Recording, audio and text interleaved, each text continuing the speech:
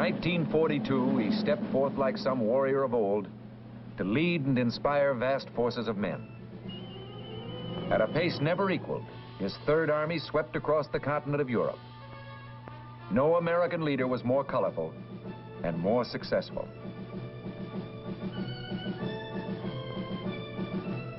General George S. Patton, Jr. dedicated to glory and the victory that was won. The name, the symbol, the victories are history.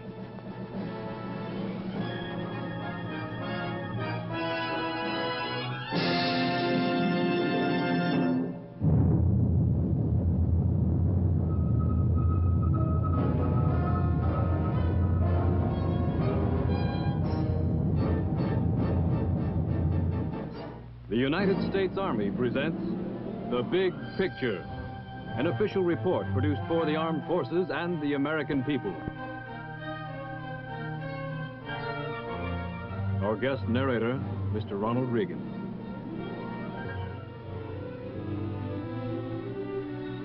It's not easy to believe that George S. Patton, Jr. was once just Georgie.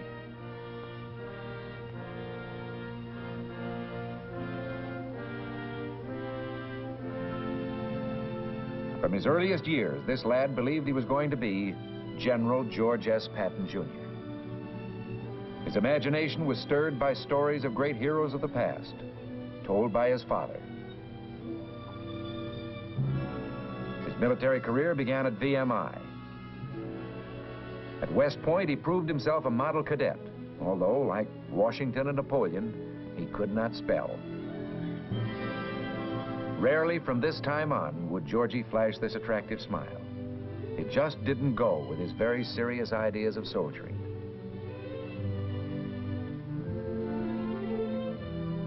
He established the first football team for soldiers to keep them from wasting their off hours in drinking and gambling.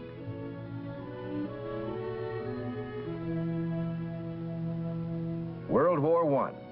Convinced that this ponderous vehicle would someday come into its own, he studied it, rode into battle on it, became a hero alongside it.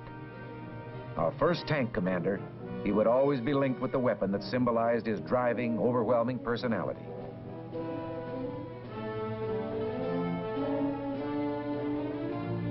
After the war, the tank school at Fort Meade.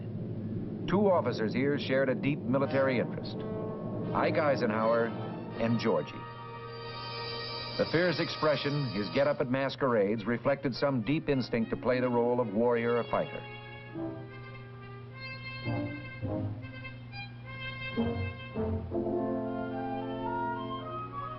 His wife joined in, sensing that even in fun, these roles suited her soldier husband.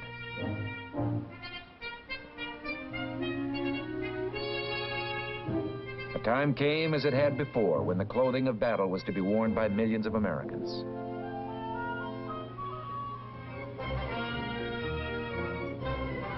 November 1942, in command of American forces for the invasion of North Africa, Lieutenant General George S. Patton, Jr.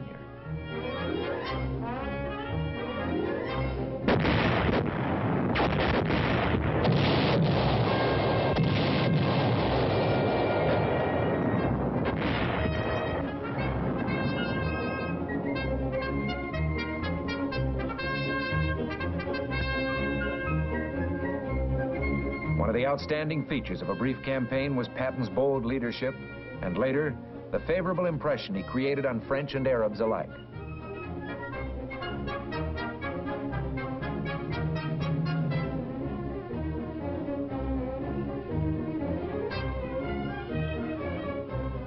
Long-range plans could now be discussed. Plans which would cast America's toughest general in a leading role. Meanwhile, a battle was raging to the east in Tunisia.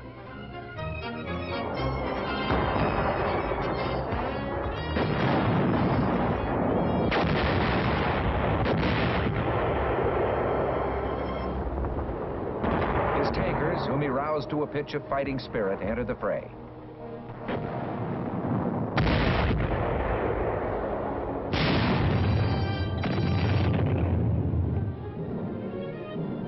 Allied leaders such as General Alexander sensed Patton's remarkable military gifts, his judgment, his sure instinct for what the enemy would do.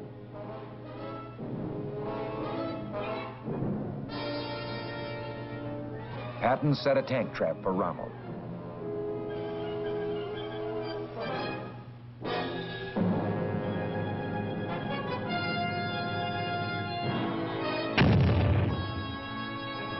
Rommel marched right into it.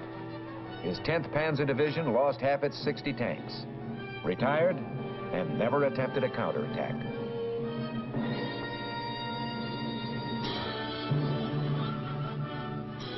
His reputation grew. He looked forward eagerly to his next campaign. He'd been selected to command a new army, the 7th, slated for the conquest of Sicily.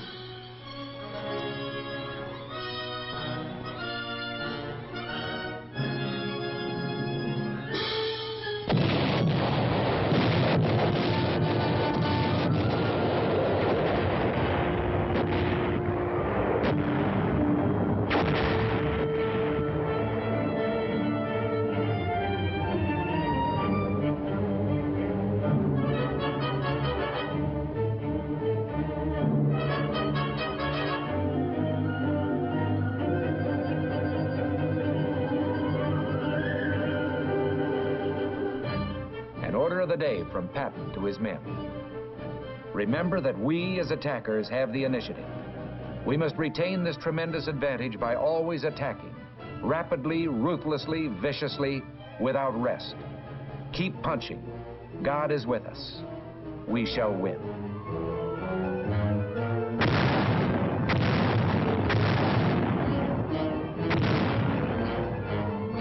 Attack, attack, and when in doubt, attack again.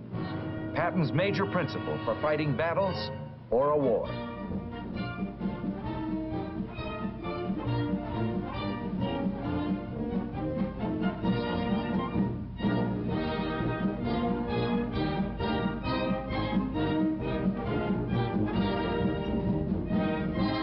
His chief mission, he believed, was to arouse the morale of his men.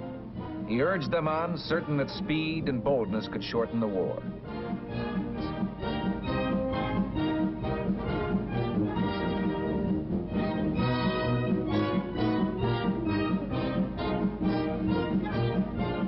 Like Monty, he believed in showmanship. But he was aware that if the act could not be carried off in fine style, the men would see through it. Both leaders used every means to inspire the troops of their vast command.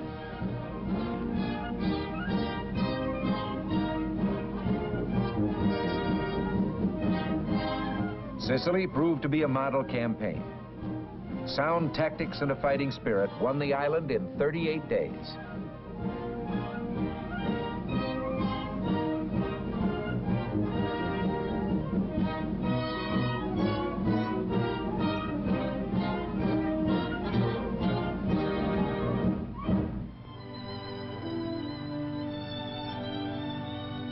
The Supreme Allied Commander paid a visit.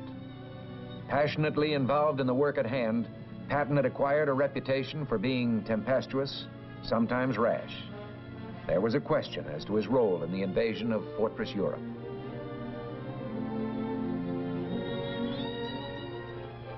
Then, his whereabouts carefully concealed from the German High Command, he appeared in Great Britain. New troops heard him in an introductory speech and called him Old Blood and Guts. The old-timers referred to him as the Old Man, who knew more about fighting than any man alive. He called a spade a spade. He told them to get mad and stay mad. They listened.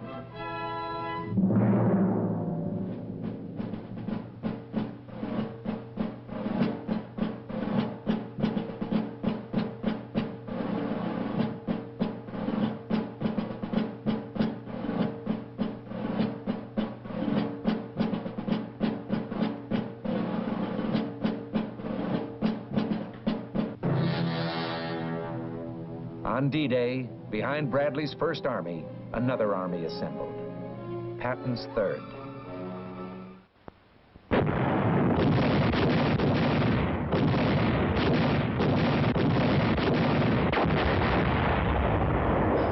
From the Cherbourg Peninsula began a rolling advance, an all-out smashing attack, the Patton version of a German blitzkrieg.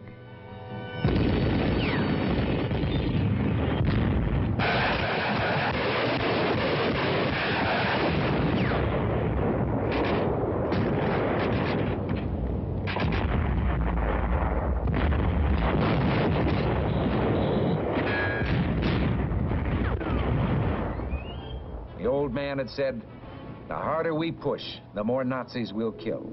And the more Nazis we kill, the fewer of our men will be killed. Pushing means fewer casualties. The Third took the old man at his word and found he was right.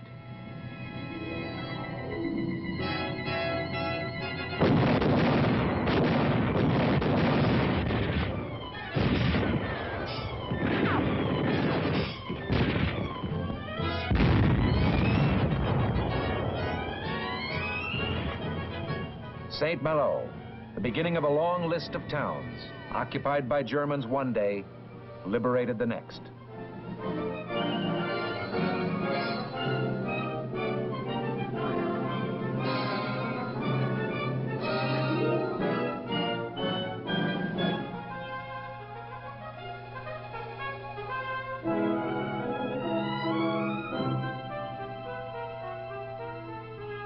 At the head of a vast crusading army, a man fulfilling a destiny he had dreamed of since early youth.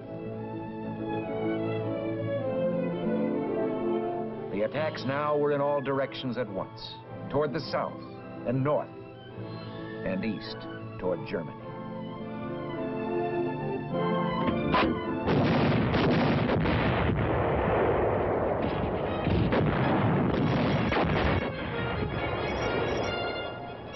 The Third advanced like a tidal wave, and the enemy's response was fear. He told his men, in the last 2 weeks, the Third has advanced farther and faster than any other army in history. My intention is to move farther and faster still. Outrunning its maps, the Third Army crossed the Seine. In his words, he was touring France with an army.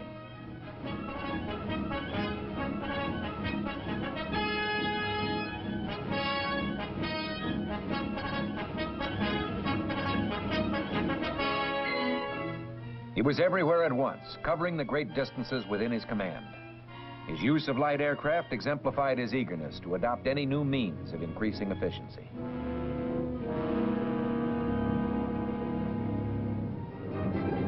Throughout, the 19th Tactical Air Command of the 8th Army Air Force gave incredibly close support.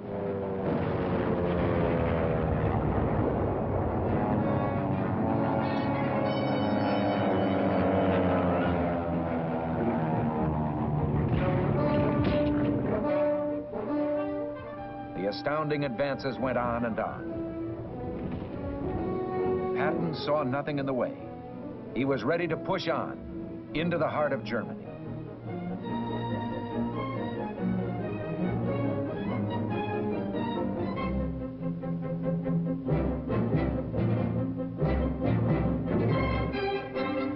Struggling to keep up with his fast-moving front was a miraculous supply effort known as the Red Ball Express. But now Patton's supply lines were strained to the utmost. Winter was approaching. Other Allied armies were feeling the pinch. The Third was ordered to hold up, to take the defensive. Nothing but defeat itself could have made the general more depressed.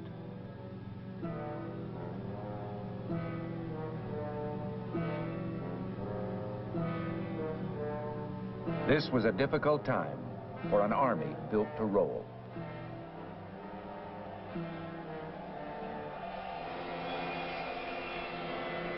The tension for Patton was finally eased. He was assured by his old friend that the Third would eventually receive adequate supplies to resume what they had begun.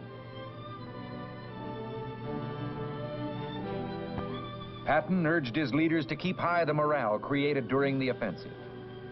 He himself delivered the pep talks for which he was famous, giving credit, instilling pride, urging men to even greater deeds.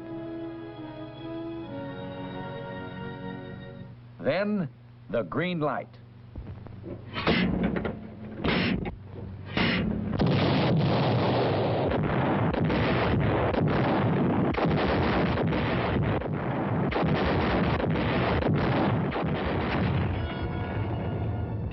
400 years, this fortress city had withstood every assault.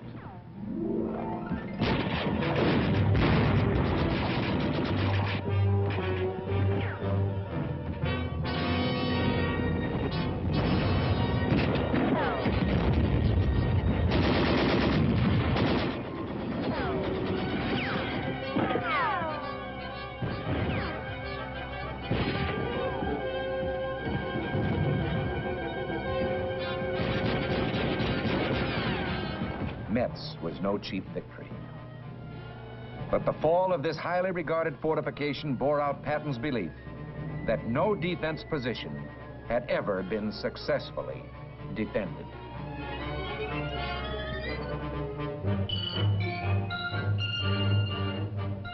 With General Walker at the front, new plans now. A great drive toward the highly reputed Siegfried Line. But an instinct for what the enemy will do had alerted him to a new danger.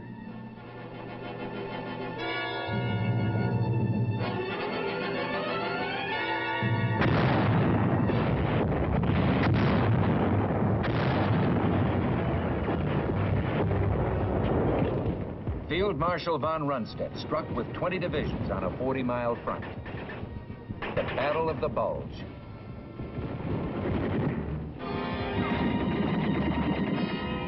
Patton was asked to speed what help he could. Could it be in 3 days, Ike asked? Patton's armored troops would make it in 2, dashing 100 miles over icy roads to Bastogne.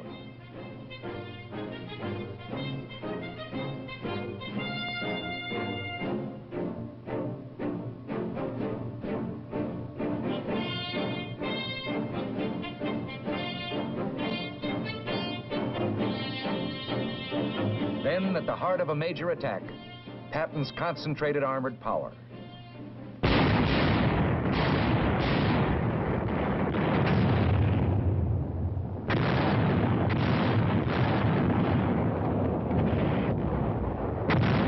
Terrible weather prevented a much-needed air attack. A religious man, Patton frequently prayed. This time, a prayer went out on thousands of printed cards for all his men to join him. Almighty and merciful Father, grant us fair weather for battle.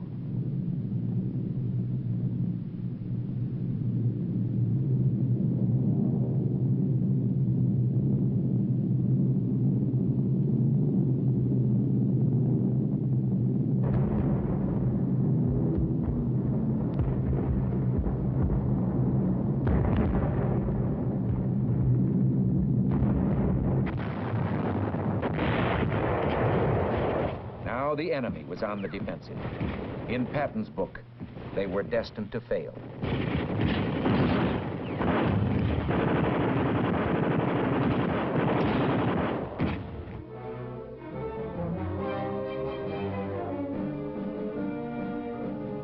The 3rd broke the back of the German offensive and began preparations for their own. Always the old man pushed them harder than anyone had pushed them before. Always the results were more than they might have expected. For a commander who was so obviously a winner, they would do the impossible.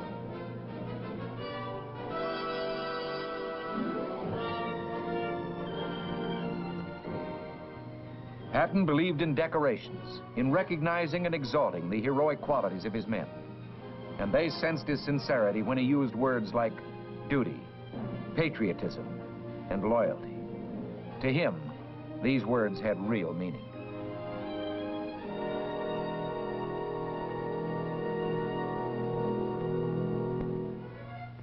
The Siegfried Line.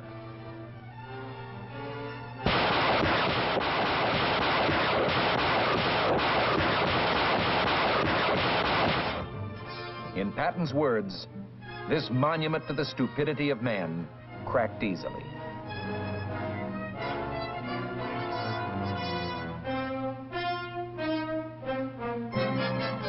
The famous 3rd was now on the loose again. on a spring rampage that would bring the war to a close before summer.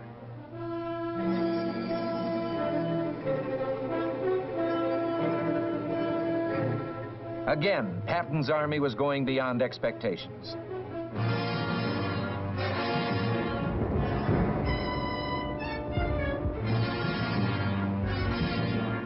The enemy believed Patton would pause at the Rhine. He went right across.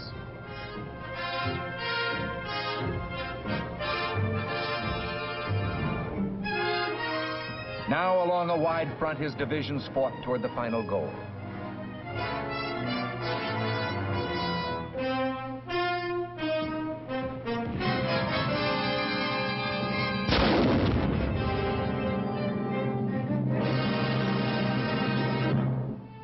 Always, he took time out to give credit where it really belonged, to the men. To Private Harold A. Garman, the Medal of Honor.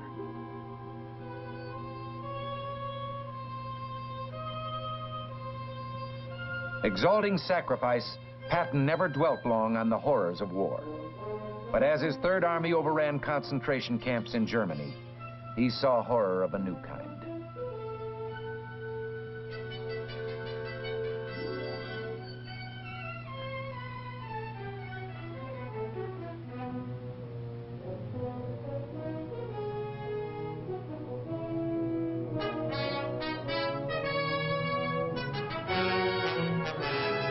Victories piled up as the Third turned southwest to link up with Soviet forces in the Danube Valley.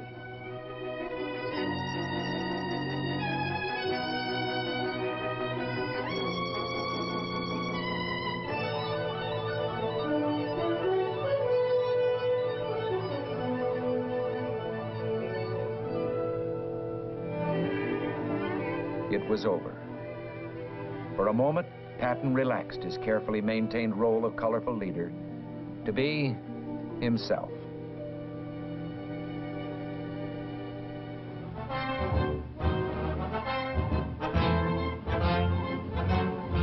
On his return, Americans showed their gratitude. In General Pershing's words, it didn't hurt America to have a general so bold that he was dangerous.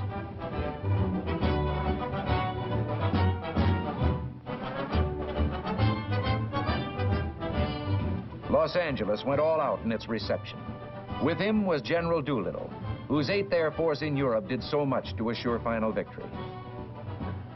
Although no unit, no individual won the war, we're fortunate in having one here tonight with us who had a large part in winning the war. I'm pleased and proud to have been privileged to fight by the side of General George Patton.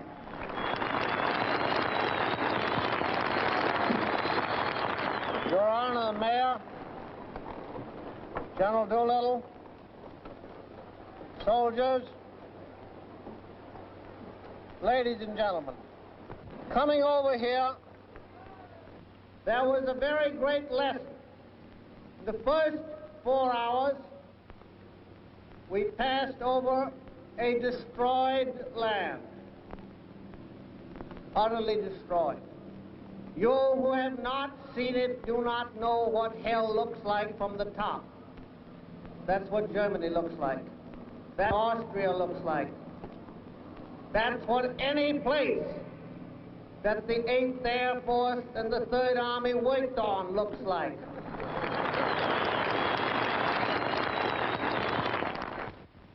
You must remember this, that from Brest to various towns in southern Germany and Austria, whose names I can't pronounce, but whose places I have removed,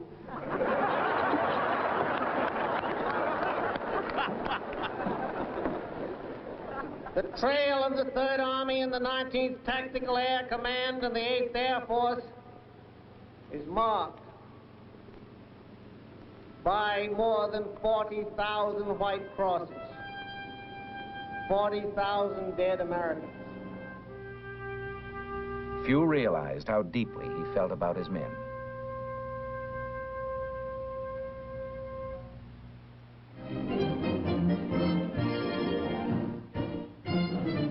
Germany, with no more battles to win, Patton watched Americans compete on the playing field. Again, he saw the fighting spirit, the will to win, a quality he loved and admired, and which epitomized himself.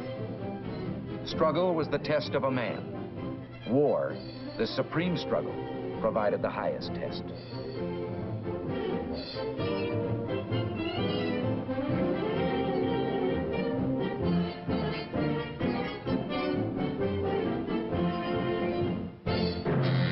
He had expected his own death to be spectacular. In this one prediction, he was more mistaken than in the planning of any battle.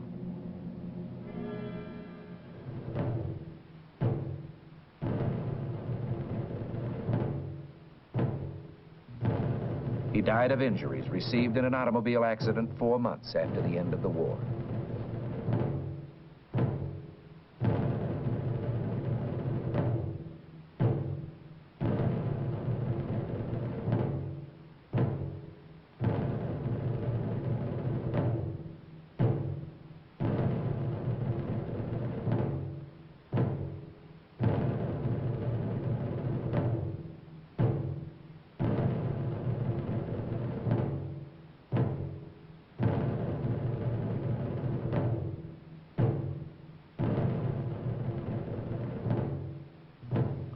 Place of burial among the men of the Third Army who had fallen in the Battle of the Bulge. His personality lives on in his statue at West Point. He lived for action and glory and reached the heights in serving his country.